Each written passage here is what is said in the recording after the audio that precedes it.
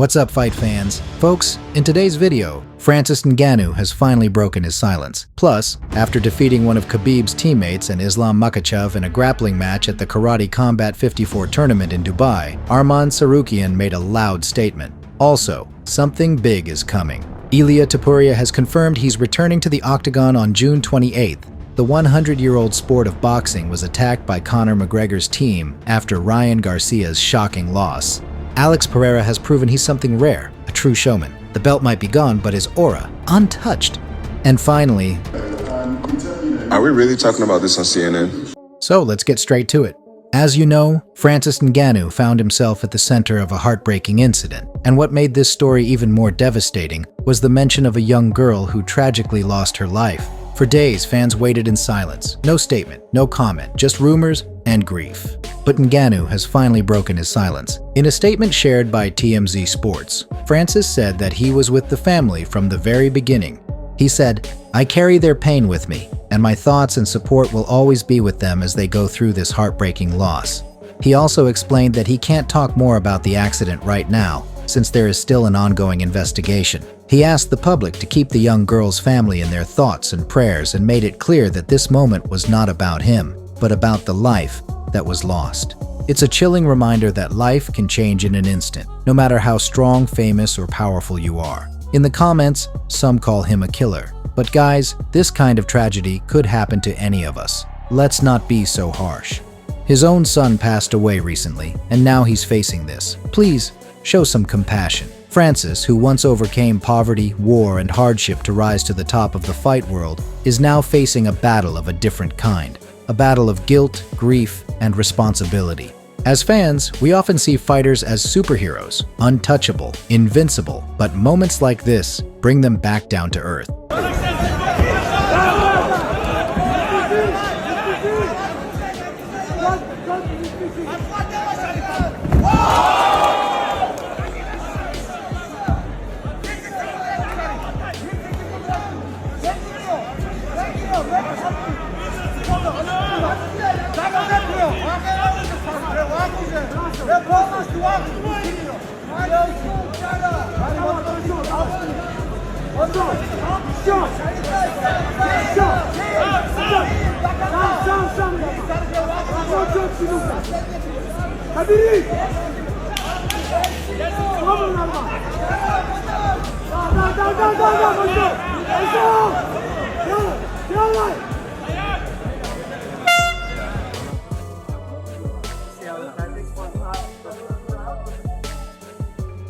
The judges gave Tsarukyan the first 2 rounds, so there was no need for a third.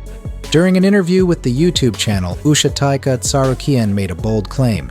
He said that only he and Ilia Topuria can truly compete with Islam Makhachev at lightweight right now. Полулегковес Топурия за счет чего ты считаешь может составить конкуренцию Исламу? Потому что он низкий, ему будет тяжело проходить, ему сильно бьет, на ногах стоит хорошо. В любой момент можно нокаутировать Ислама, потому что я думаю, что если он попадет, он уронит Ислама. Но будет ли Ислам подходить на его дистанцию? Я думаю, что нет. Он будет издалека работать, расстреливать его.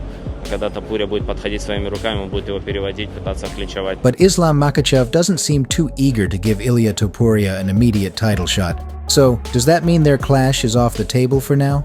According to some insiders, the UFC boss might be working behind the scenes to lock in Makhachev versus Topuria as the main event for International Fight Week. In a video shared by Chisanga Malata via Telemadrid, Ilia Topuria himself confirmed that he's returning to the Octagon on June 28th, saying, "Something big is coming." Hola a todos, me gustaría agradecerle a la Comunidad de Madrid y a su presidenta por este reconocimiento por la Gran Cruz de la Orden de 2 de Mayo. Lo siento muchísimo por no poder estar ahí con vosotros, pero tengo la preparación por delante. Espero volver a haceros felices a todos el día 28 de junio. Y nada, feliz día de la Comunidad de Madrid, pásenlo en grande. But for now, all eyes are on Belal Muhammad because his fight could decide everything. If Belal beats Jack Della Maddalena, then Islam Makhachev might have no choice but to defend his lightweight belt, and that opens the door wide for Ilia Topuria. Right now, fans are split. Some think Topuria hasn't earned an immediate title shot, while others argue he's more deserving than anyone. But let's be real, no matter how much we debate, Dana White's gonna make the final call. Ryan Garcia couldn't hold back his emotions after losing his WBA welterweight title fight to fellow American Rolando Romero. The fight went down at the Fatal Fury tournament in the heart of Times Square, New York. It was a full 12-round war, but in the end, Romero got the win by unanimous decision. Garcia was knocked down in the second round, and that early moment may have tipped the momentum. This was a humbling moment for Ryan Garcia, but for Team Conor McGregor, it became a chance to take a shot at the entire sport of boxing. Dylan Dennis, never one to hold back, jumped on X and called out boxers for what he sees as a lack of heart. He said, "Boxing's a joke when Merab Dvalishvili could run through all 6 guys in the main event, back-to-back, no rest, and finish them all in under 30 minutes. But here Dylan pushes it too much. In MMA, no question, Dvalishvili's a beast. But in boxing, Merab doesn't stand a chance." But what do you think? Drop your thoughts in the comments below. Alex Pereira always finds a way to stay in the spotlight, whether he's knocking people out in the Octagon or showing off epic vacation spots with his coach Plinio Cruz. After losing his light heavyweight title to Magomed Ankalaev at UFC 313, a lot of people thought he'd go quiet for a while. But that's not Pereira's style.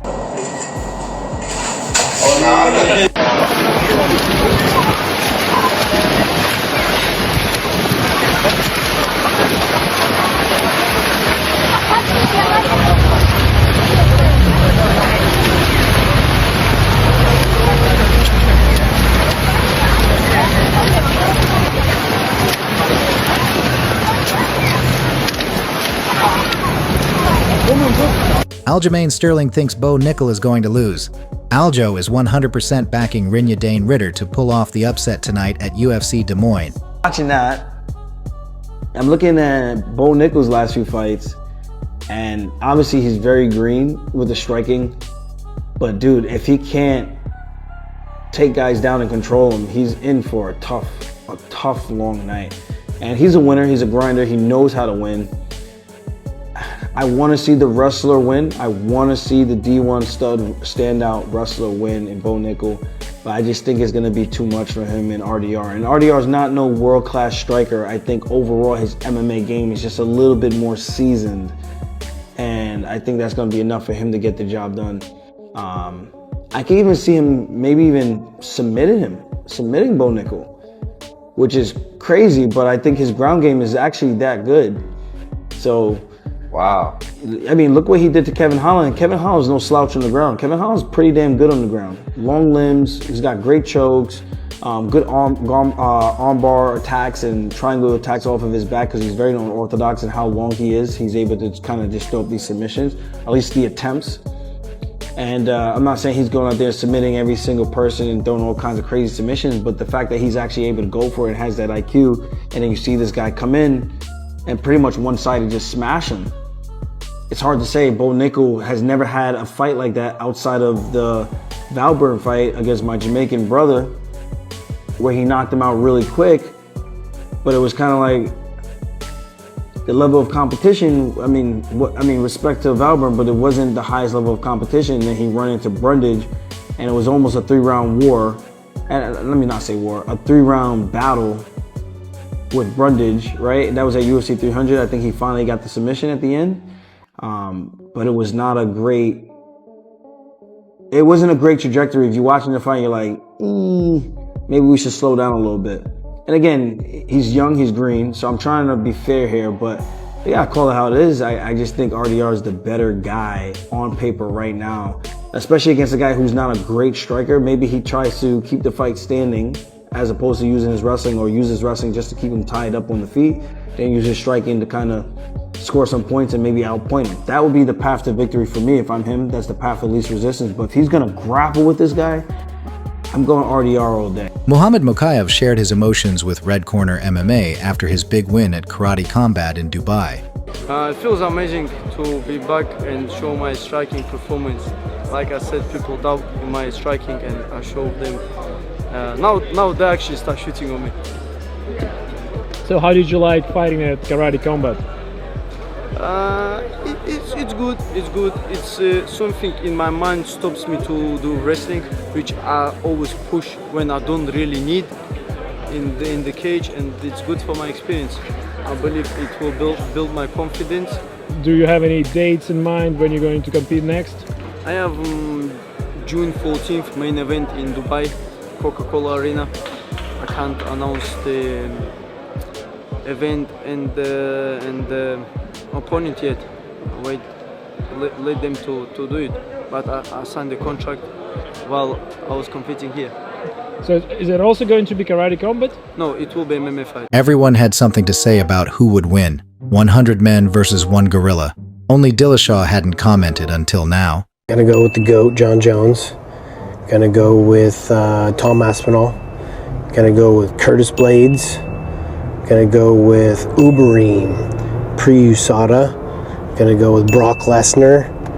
Also a massive human being that's very strong and athletic.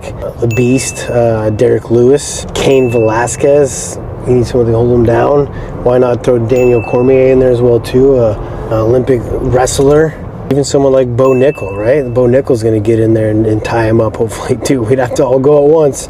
Still don't put money on us, but if I'm gonna choose a crowd. 100 men would win against one gorilla. We had very extensive conversation about this on the bus. If we got to hand pick the people, yes. But if you just go pick like 100 random people, I think it's just a conveyor. Are we really talking about this on CNN? What is going on? What's really going on?